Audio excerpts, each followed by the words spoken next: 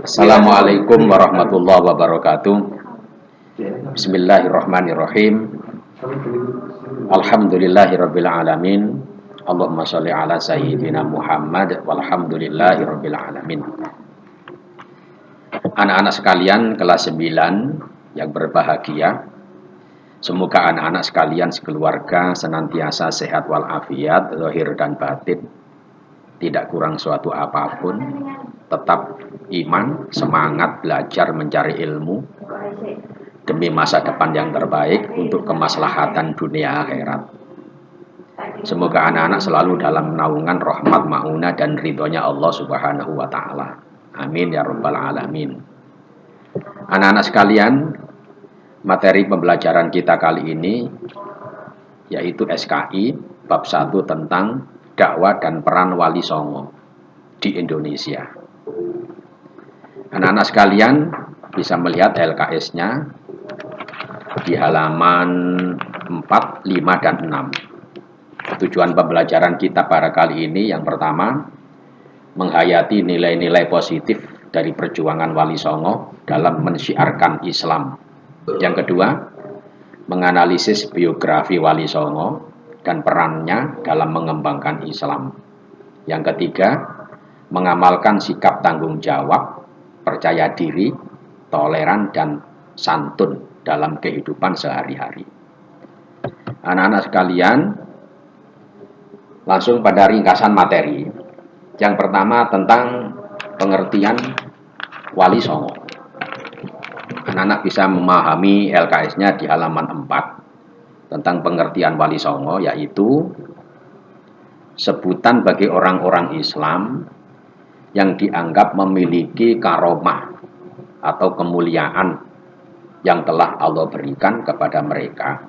Dengan kata lain, mereka yang dianggap sebagai kekasih Allah dan jumlahnya 9. Makanya disebut dengan istilah Wali Songo. Atau mungkin dengan kalimat yang mudah dipahami, kekasih Allah, penyebar agama Islam di tanah Jawa atau di Indonesia yang jumlahnya 9. Itu mungkin kalimat yang mudah dipahami bagi anak-anak. Ini pertama tentang pengertian Wali Songo. Sebagaimana sudah kita maklum, karena istilah Wali Songo merupakan istilah yang sudah populer di tengah masyarakat bangsa Indonesia yang mayoritas Muslim. Kemudian yang kedua anak-anak tentang strategi dakwah Wali Songo. Anak-anak bisa melihat LKS-nya di halaman 5 tentang strategi dakwah Wali Songo. Wali Songo dalam menyampaikan Islam di Indonesia tentunya memiliki bermacam-macam strategi yang harus diterapkan karena menyesuaikan dengan kondisi tempat, kondisi sosial budaya, kondisi ekonomi masyarakat, dan kondisi geografis bangsa Indonesia. Maka mereka para Wali Songo memiliki bermacam-macam strategi dalam berdakwah agar mudah diterima oleh masyarakat Islam yang pada saat itu mayoritas adalah Hindu dan Buddha. Anak-anak sekalian, strategi yang pertama yaitu pembagian wilayah dakwah. Pembagian wilayah dakwah yang dilakukan oleh para Wali Songo ini prioritas utama adalah di tanah Jawa. Tanah Jawa.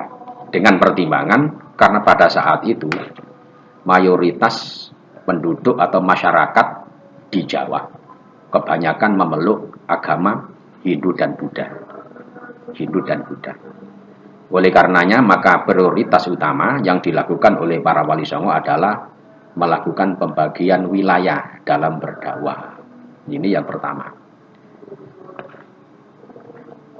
Untuk pembagian wilayah dakwah di wilayah Jawa khususnya Jawa Tengah, Jawa Timur, Jawa Barat, termasuk Demak, Kudus, dan daerah sekitarnya. Ini strategi dakwah yang dilakukan oleh Wali Songo. Yang pertama yaitu dengan menggunakan strategi dakwah mengenal ajaran Islam melalui pendekatan perdamaian dan berorientasi pada penanaman akidah atau keyakinan. Dengan kata lain, berdakwah dengan melakukan pendekatan budaya lokal. Ini yang dilakukan oleh para ulama Wali Songo, pendekatan budaya lokal.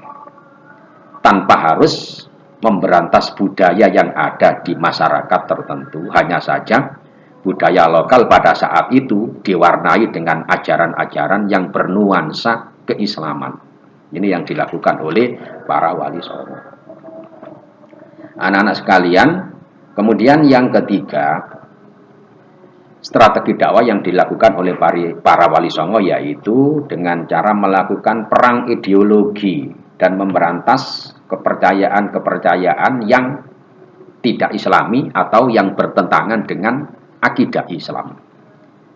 Bukan perang fisik, bukan kekerasan, bukan pemaksaan, akan tetapi perang ideologi. Perang ideologi itu artinya menggunakan argumen-argumen yang bisa diterima oleh akal, sehingga akal pikiran orang-orang Hindu dan Buddha pada saat itu bisa menerima kebenaran ajaran agama Islam yang disampaikan oleh para Wali Songo tersebut. Ini perang ideologi yang dilakukan oleh para Wali Songo tanpa harus ada kekerasan dan pemaksaan kehendak. Anak-anak sekalian yang dimuliakan Allah, kemudian berikutnya yang keempat adalah pendekatan terhadap para tokoh yang dianggap berpengaruh. Karena para tokoh ini memiliki pengikut. Otomatis kalau tokohnya masuk Islam, maka sudah barang tentu 90% pengikutnya atau masyarakatnya pun mengikuti jejak langkah para tokoh tersebut. Ini upaya yang dilakukan sebagai strategi dakwah para Wali Songo. Anak-anak sekalian, kemudian berikutnya yang terakhir tentang metode dakwah Wali Songo. Metode dakwah yang dilakukan oleh Wali Songo adalah bil hikmah, artinya dengan penuh kebijaksanaan, dengan lemah lembut mengedepankan akhlak mulia. Mereka sebagai teladan, sebagai contoh, sebagai figur. Karena pendekatannya itu pendekatan akhlak mulia, bukan pendekatan kekerasan, bukan pendekatan pemaksaan kehendak. Ini pertama, bil hikmah, dengan penuh kebijaksanaan. Yang kedua yaitu dengan metode perkawinan, artinya para Wali Songo mengawini gadis-gadis pribumi Indonesia. Kemudian dari hasil perkawinan itu menghasilkan anak cucu yang otomatis anak cucunya juga mengikuti ajaran agama Islam yang dibawa oleh para Wali Songo tersebut. Kemudian yang ketiga adalah metode pengembangan pendidikan melalui pesantren. Makanya bermunculan pesantren-pesantren di tanah Jawa dan secara luas menyeluruh di seluruh bumi Nusantara. Karena itu merupakan metode dakwah yang dilakukan oleh para Wali Songo yang dianggap sangat strategis sekali lewat pendidikan pesantren. Kemudian berikutnya, metode dakwah yang digunakan adalah mengembangkan budaya lokal. Jadi budaya yang ada di Indonesia tidak dihanguskan, tidak dihilangkan, itu tetap dikembangkan, hanya saja diwarnai dengan nuansa ajaran Islam. Kemudian berikutnya anak-anak, yaitu yang terakhir berdakwah dengan pendekatan kekuasaan. Artinya para Wali Songo melakukan pendekatan lewat kekuasaan, lewat para pejabat. Karena para pejabat dianggap punya kunci yang sangat berpengaruh. Kunci keberhasilan masyarakatnya tergantung para pejabatnya. Ketika para pejabat yang memegang kekuasaan itu masuk agama Islam, maka otomatis rakyat dan pengikutnya pun juga mudah dipengaruhi untuk masuk dalam agama Islam. Itu tentang beberapa metode dakwah yang dilakukan oleh para Wali Songo. Sekian anak-anak ulasan singkat. Anak-anak bisa untuk lebih mendalam, anak-anak bisa membaca sendiri LKS-nya halaman 4 sampai 5 dan 6. Sekian, semoga menjadi ilmu manfaat. Wassalamualaikum warahmatullahi wabarakatuh.